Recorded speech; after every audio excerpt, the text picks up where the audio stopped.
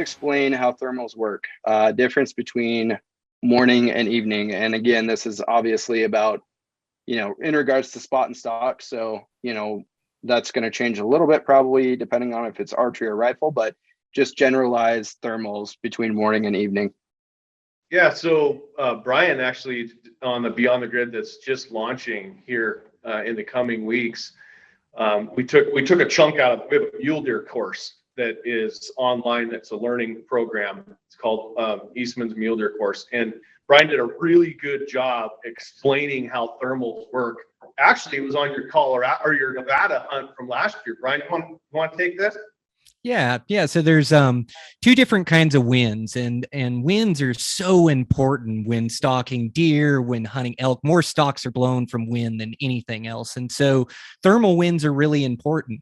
And so the way thermals work is as the sun comes up, it heats up the valley floor, and as that ground heats up, it heats up the air around it. As that air starts to warm up, it starts to rise. So then it'll rise up the mountain, and it rises up all the draws, coulees, and it rises to the top of the mountain. And then the adverse is as it starts to cool down at night, as that mountain hillside starts to get shaded, that ground starts to cool, and then that air starts to cool, and that air starts to drop down all those coulees. And so the best winds to hunt are consistent thermal winds. And so when the thermal winds are changing, it's about mid-morning when that sunshine's really shining bright on that valley floor. So 8, 9 o'clock, they're getting real fickle. By the time it starts to get 10, 11, the hottest part of the day, sunshine, then those thermals will rise up and be really consistent coming uphill. So that's when I'll hunt a lot of my muleys in their bed, is the middle part of the day.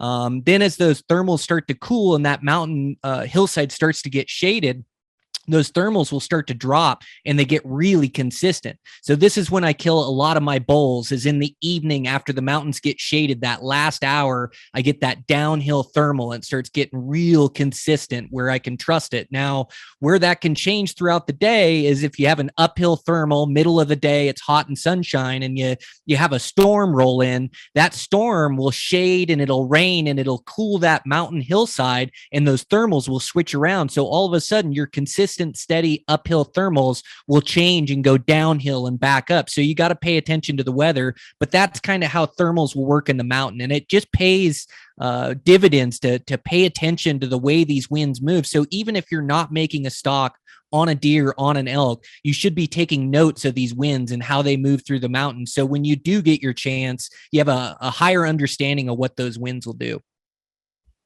So I'm going to follow-up question. I'm sorry, Dylan, I'm going to follow-up question. How do prevailing winds affect that? Yeah, so directional winds, they tend to come up at about 10 in the morning, and they get the strongest in the afternoon. So there's a windward side and a leeward side. And so the windward side is where the wind blows directly against that hillside. So if it's a south slope, you have a south wind, you have this strong directional wind, and the directional wind does a couple things. So the directional wind, it keeps your scent away from those animals while you're stalking them, which is really important, but it also covers your approach noise. So this is one of the reasons why I choose to stalk muleys in their second bed or their afternoon bed, is I get better directional winds that'll cover my approach. So these winds, as they're blowing against this strong wind side, you get a real steady wind. Now, the leeward side of a hillside, so being on the north side with the south wind, is an absolute nightmare. That top third of the mountain, all that wind does is shift like a washing machine. It boils over the top and it circles and swirls, and it's so tough to get a consistent wind. And so it's really tough to kill an animal on that leeward side. And so what you can do is you can watch the weather forecast. You can get like a 10-day forecast, and they'll forecast that you have a southwest wind coming at 10 miles an hour. And so you can plan for that wind. And so if I have an animal that's living on that leeward side, I'm going to wait till I get that north wind till I hunt that buck, because otherwise I'll spook them every single time. And so all of this, these thermals, these directionals, it's this higher understanding of the wind. So you really know what's going on. And it's not just checking your wind checker. It's checking your notes. It's checking your forecast. There's also a great app called the Windy app. It's a red app with a big white W. you can actually see the wind currents and their wind speed.